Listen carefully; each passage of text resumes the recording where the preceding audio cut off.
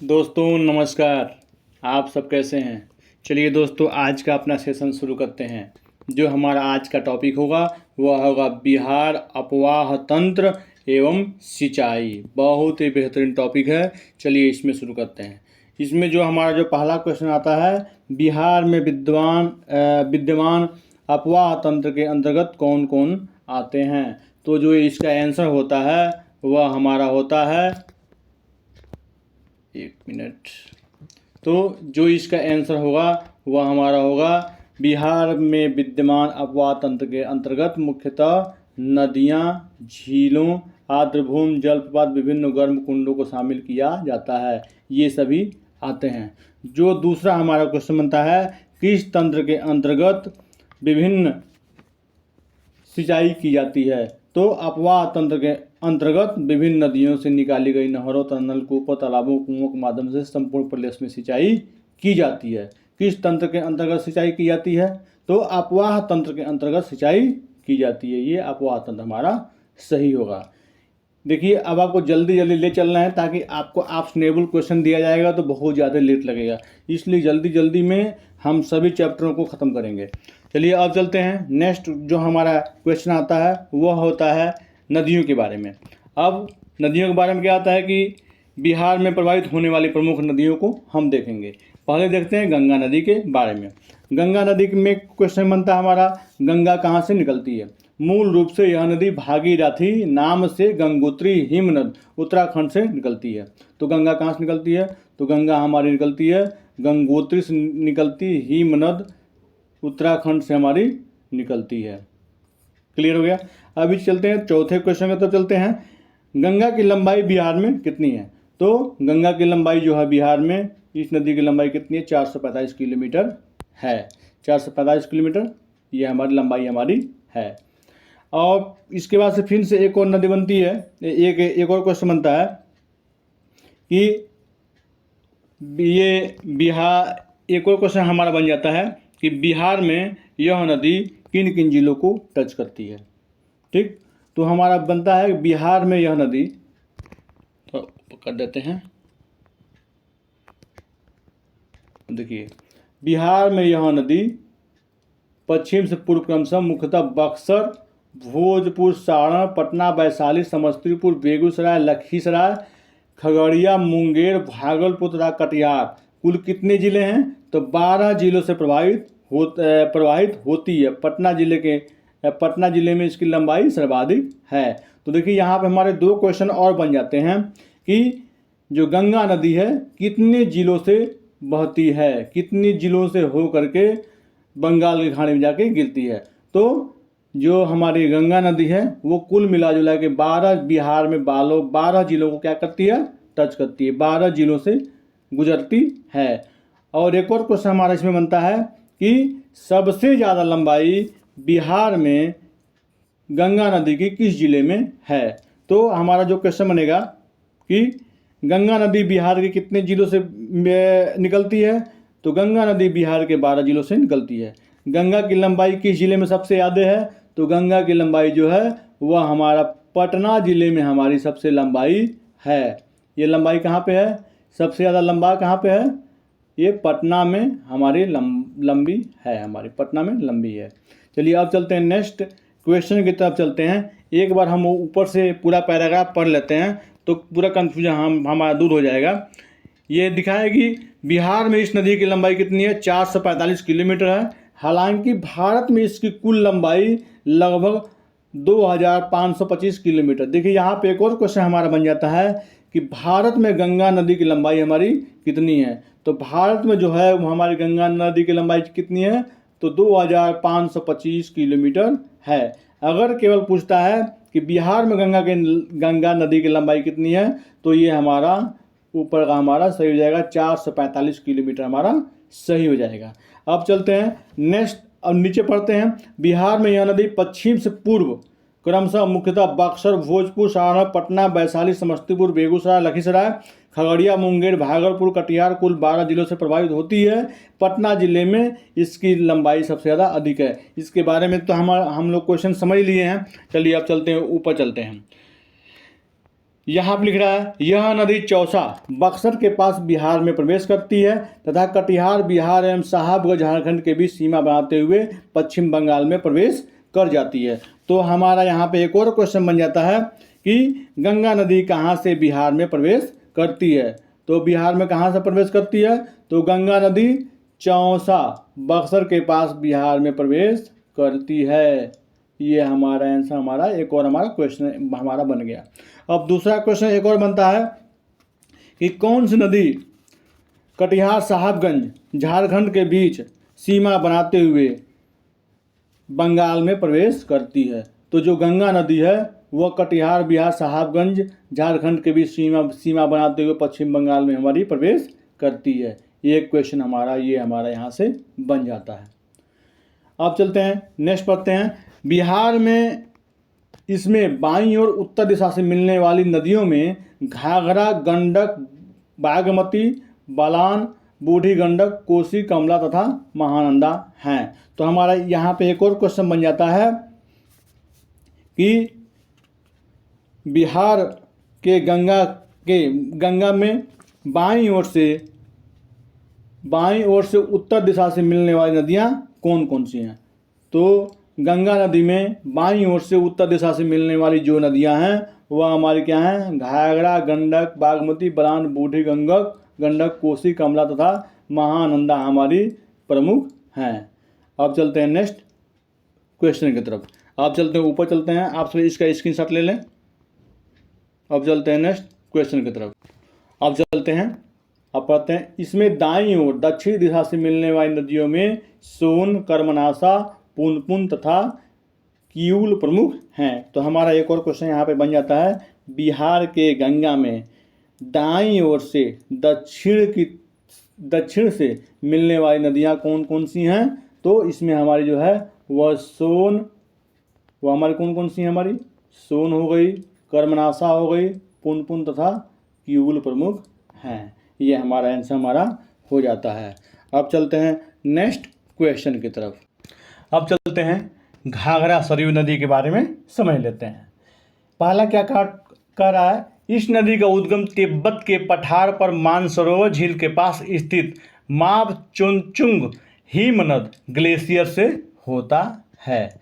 तो यहाँ पे एक क्वेश्चन बनता है कि घाघरा सरयू नदी का उद्गम कहाँ से होता है। तो जो इसका आंसर हो जाएगा इसका कि तिब्बत के पठार पर मानसरोवर झील के पास स्थित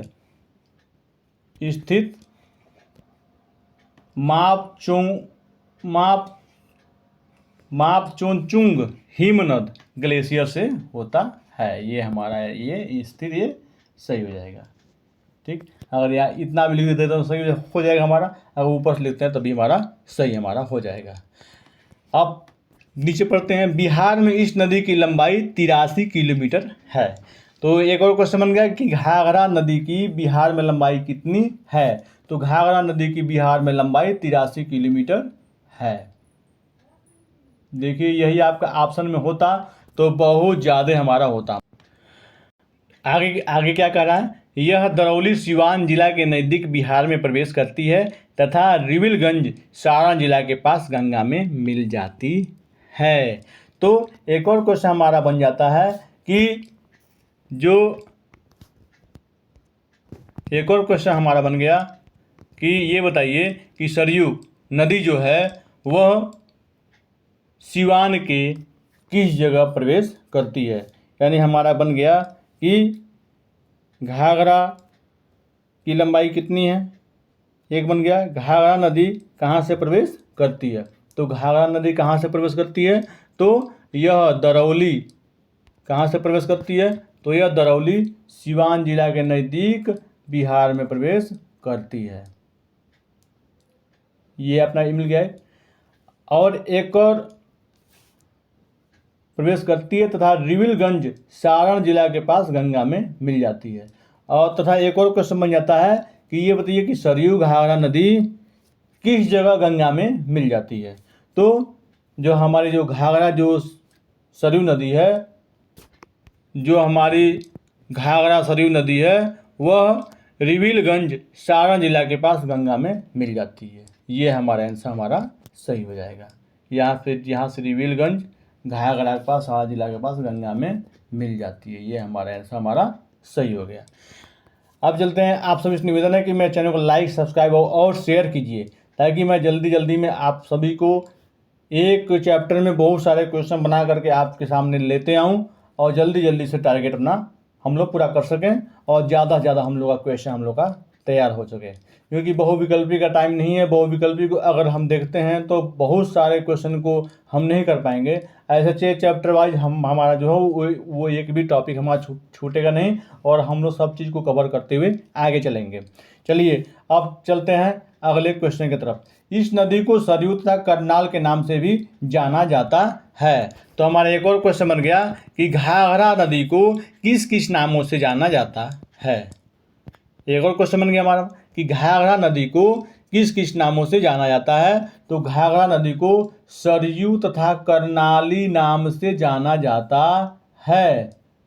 एक क्वेश्चन हमारा यही बन गया कि घाघरा नदी को किन किन नामों से जाना जाता है। तो घाघरा नदी को सरयू तथा करनाली के नाम से भी जाना जाता है। अब चलते हैं नेक्स्ट क्वेश्चन की तरफ। अब दूसरा जो है हमारा है सोन नदी के बारे में आ गया। सोन नदी के बारे में क्या कह रहा है, यह गंगा दाहिनी ओर दक्षिण दिशा से मिलने वाली प्रमुख नदी है।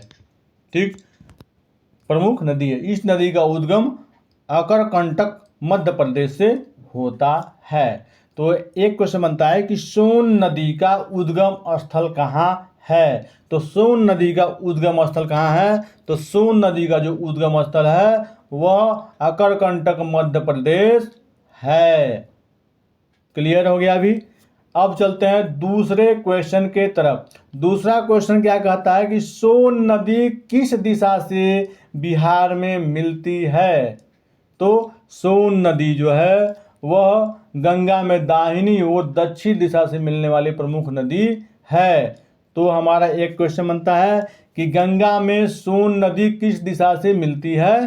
तो गंगा में सोन नदी दाहिनी ओर से मिलने वाली प्रमुख नदी है। क्लियर। क्वेश्चन क्या बना है कि सोन नदी गंगा में किस ओर से मिलती है, किस दिशा से मिलती है। तो सोन नदी गंगा में दाहिनी ओर दक्षिण दिशा से मिलती है। ये हमारा सही हो जाएगा। दक्षिण दिशा से मिलती है, हमारा सही हो जाएगा।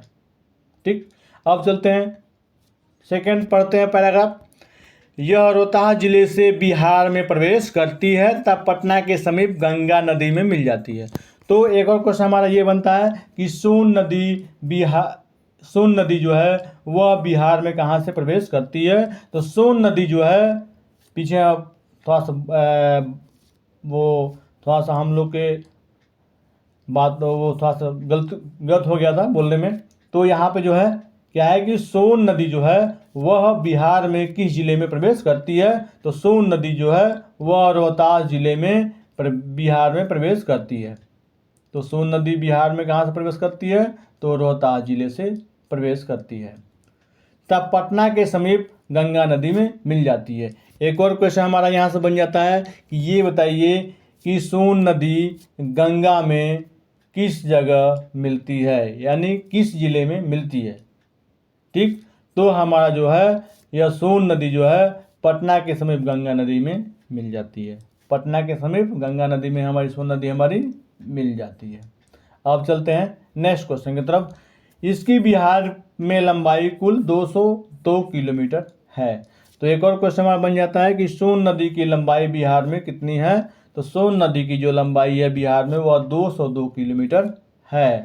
तो यहाँ पे एक और क्वेश्चन बन गया। देखिए क्वेश्चन पे क्वेश्चन बनते जा रहे हैं। वह इसकी संपूर्ण लंबाई 778 किलोमीटर है। वही इसकी संपूर्ण लंबाई कितनी, 778 किलोमीटर है। यानी जहाँ से उद्गम हो रहा है, यह नदी कहाँ से उद्गम हो रही है। तो अमरकंटक मध्य प्रदेश से उद्गम हो रही है और बिहार में आ रही है। इसकी संपूर्ण लंबाई कितनी हो गई। तो इसकी संपूर्ण लंबाई कितनी हो गई, 784 किलोमीटर हो गई। अगर बिहार के बारे में पूछता है तो बिहार में इसकी कुल लंबाई जो है वह 202 किलोमीटर है। अब चलते हैं नेक्स्ट क्वेश्चन की तरफ। गोपद, कन्नड़, उत्तरी, कोयल, रिहंद इसकी प्रमुख सहायक नदियां हैं। तो एक क्वेश्चन हमारा यहाँ पे एक और बनता है कि सोन नदी की सहायक प्रमुख नदियां कौन कौन सी हैं। तो सोन नदी की जो सहायक नदियां हैं वह कौन कौन सी हैं। तो गोपद हैं, कौन कौन है, गोपद हैं, कन्नड़ हैं, उत्तरी कोयल तथा रिहंद इनकी प्रमुख सहायक नदियां हैं। ये हमारा बन गया। अब चलते हैं नेक्स्ट क्वेश्चन की तरफ। एक और क्वेश्चन है, इस नदी पर दक्षिण पश्चिम बिहार की सबसे बड़ी सिंचाई परियोजना है। ठीक, अब यह क्या है, इस नदी पर सबसे ज़्यादा जो बना है बड़ी सिंचाई परियोजना जो बनाई गई है सिंचाई के लिए।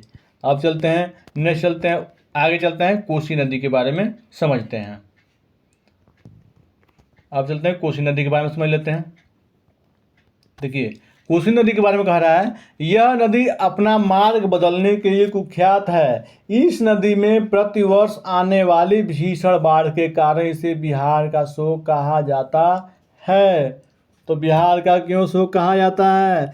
तो बिहार का शोक इसलिए कहा जाता है कि यह रास्ता ही बदल देती है। जहाँ से यह निकलती है उधर से न जा कर के कहीं और से निकल जाती है। तो ये होते तो बाढ़ तो आएगी ही आएगी। तो इसलिए इसे क्या है, इसे बिहार का शोक कहा जाता है, क्योंकि यह रास्ता बदलने में माहिर होती है, इधर से उधर भटकते हुए निकल जाती है। इसलिए इसे क्या कहते हैं, बिहार की शोक नदी से कहते हैं। अगर आदमी एक रास्ते से जाता है तो एक रास्ते में जाते जाते उसका अभ्यास हो जाता है। अब जो दूसरे रास्ते जाएगा तो क्या होगा, बहुत सारे लोग मिलेंगे, बहुत सारे नए चीज़ मिलेंगे।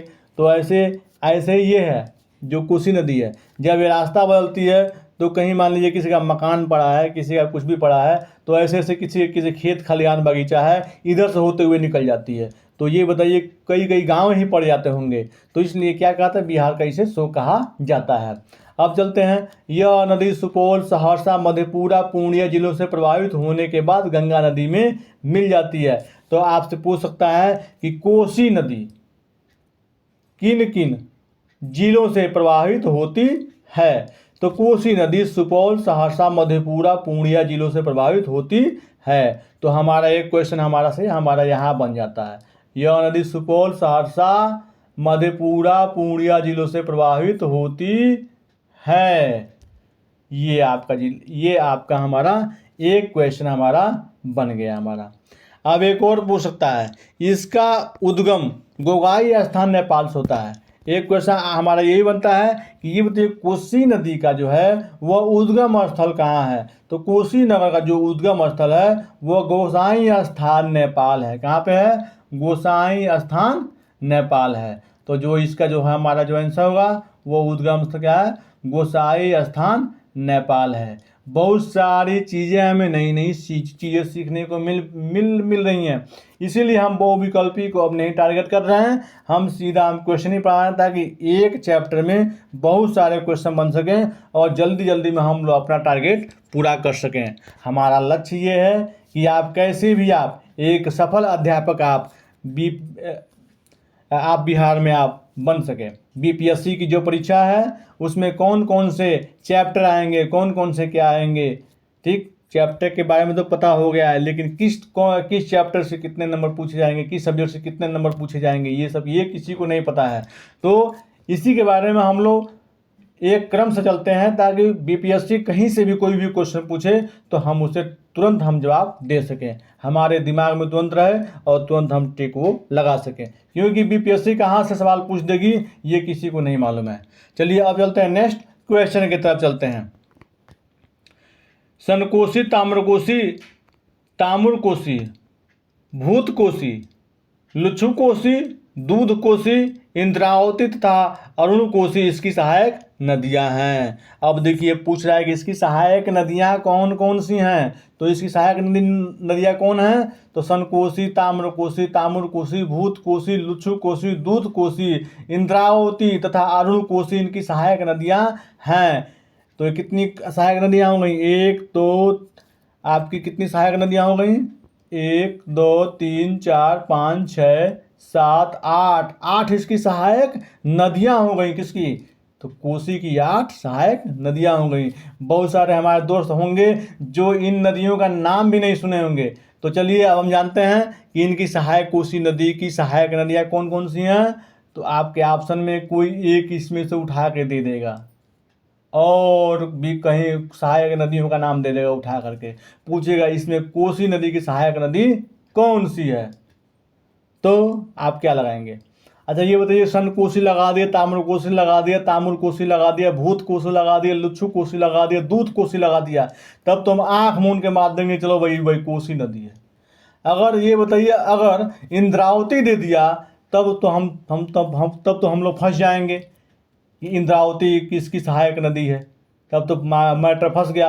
अरुण कोसी मान लीजिए कि पूछ दिया तो अरुण कोसी पे भी आंख मूंद के हम लोग टिक लगा देंगे चलो भाई अरुण कोसी जो है वो कोसी नदी की सहायक नदी है। लेकिन इंद्रावती किसकी सहायक नदी है अगर हम ये नहीं अगर विस्तार से पढ़ेंगे तो हम कैसे लगा पाएंगे। इसलिए हम लोगों ने निर्णय किया है कि अब हम आपको पूरा चैप्टर वाइज ही पढ़ाएंगे ताकि कहीं से भी आप मिस्टेक न करें। और आपसे निवेदन है कि चैनल को लाइक सब्सक्राइब और शेयर जरूर करते रहें। डेली बाय डेली हम कोशिश करेंगे कि आपको ज़्यादा से ज़्यादा आपको चैप्टर आपको पढ़ा सकें। चलिए अब चलते हैं नेक्स्ट क्वेश्चन की तरफ चलते हैं। गंडक नदी के बारे में समझते हैं। मूल रूप से नेपाल से निकलने वाली यह नदी भैंसा लोटन पश्चिमी चंपारण के पास बिहार में प्रवेश करती है। तो एक और क्वेश्चन पूछ सकता है कि ये बताइए गंडक नदी कहाँ से प्रवेश बिहार में करती है। तो गंडक नदी बिहार में प्रवेश भैंसा लोटन चंपारण के पास करती है। तो हमारा एक क्वेश्चन हमारा यहाँ बन करके हमारा तैयार हो गया। चलिए अब चलते हैं नेक्स्ट क्वेश्चन की तरफ चलते हैं। बिहार में इस नदी की कुल लंबाई 260 किलोमीटर है। तो ये बताइए गंडक नदी की बिहार में लंबाई कितनी है। तो गंडक नदी की बिहार में जो लंबाई है वह 260 किलोमीटर है। चलिए हमारा एक और हमारे यहाँ पे क्वेश्चन हमारा तैयार हो गया। चलिए अब चलते हैं। यह नदी पश्चिमी चंपारण, गोपालगंज, सारण और मुजफ्फर जिलों से प्रभावित होते हुए सोनपुर, सारण व हाजीपुर, वैशाली के मध्य गंगा नदी में मिल जाती है। तो आप आपसे एक और क्वेश्चन पूछ सकता है कि ये बताइए कि जो गंडक नदी है बिहार के किन किन जिलों से होकर गुजरती है। तो जो सोन नदी है जो आपकी गंडक नदी है वह बिहार में पश्चिमी चंपारण, गोपालगंज, सारण, मुजफ्फरपुर से प्रभावित होते हुए सोनपुर, हाजीपुर के मध्य गंगा नदी में मिल जाती है। यानी हमारी कितनी नदियां हुई, कितने जिले हुए? पश्चिमी चंपारण हुआ, गोपालगंज हुआ, सारण हुआ, मुजफ्फरपुर हुआ, सोनपुर हुआ व हाजीपुर, इतने जिले हमारे हो गए। उसके बाद से यह कहाँ मिलती है? गंगा नदी में जाकर के हमारी मिल जाती है। अब चलते हैं नेक्स्ट क्वेश्चन की तरफ। अब हम नेक्स्ट क्वेश्चन देखते हैं। नेक्स्ट जो क्वेश्चन है वह सप्तगंडकी, काली गंडक, नारायणी, शालिग्रामी तथा सदा नीरा इस नदी के अन्य नाम हैं। तो एक और देखिए बहुत बेहतरीन चीज़ हम लोग के सामने आ गया। ये बताइए गंडक नदी की सहायक नदियों के नाम क्या हैं। अगर ऐसे ही इनमें से कोई एक उठाया ऑप्शन में दे दिया, अन्य सहायक नदियों के उठाकर नाम दे दिया, तो अगर ये सहायक नदियों के नाम हमें नहीं मालूम रहेंगे तो हम कैसे लगाएंगे। ये देखिए ये सप्तगंडकी, काली गंडक, नारायणी, शालिग्रामी तथा सदा नीरा इस नदी के अन्य नाम हैं। चलिए ये सप्तगंडकी तो हो गया, काली गंडक हो गया, तो हम बंद करके लगा देंगे चलो भैया गंडक नदी होगी। लेकिन नारायणी, शालिग्रामी और सदा नीरा पूछ दे तब क्या करेंगे। तो इसलिए चलिए यह क्वेश्चन बहुत ही महत्वपूर्ण है। चलिए इसको आप सभी इसका एक स्क्रीनशॉट जरूर ले लें। चलिए अब ऊपर का भी आप से निवेदन है कि आप इसका भी एक स्क्रीनशॉट ले लें, कोसी नदी का भी स्क्रीनशॉट ले लें। इसके बाद मैं आपको एक और नदी के बारे में बताऊंगा। चलिए हो गया। चलिए अब आइए इस पे आ जाइए, सोन नदी के बारे में, इसका भी स्क्रीनशॉट लीजिए। चलिए अब चलते हैं ये घाघरा सरयू नदी का भी। ओके चलिए अब पूरा पेज का स्क्रीनशॉट एक बार कर लीजिए आप लोग, चौथे का। पूरा पेज का स्क्रीनशॉट। चलिए अब चलिए एक और जो नदी है वह बागमती नदी के बारे में आपको बताते हैं, जो इसमें उल्लिखित नहीं है। चलिए बागमती के बारे में बताते हैं। जो बागमती की लंबाई है, बागमती की लंबाई 597 किलोमीटर है। बागमती की जो लंबाई है वह कितनी है, तो 597 किलोमीटर। हम चर्चा कर रहे हैं बागमती के बारे में। बागमती की लंबाई कितनी है, लंबाई जो है वह कितनी है आपकी 597 किलोमीटर। कितनी है, 597 किलोमीटर है। अब जो है एक और क्वेश्चन बागमती के बारे में पूछता है कि ये बताइए, जो क्वेश्चन आपसे पूछे गए हैं उसी से संबंधित सभी क्वेश्चन इसमें पूछते हैं।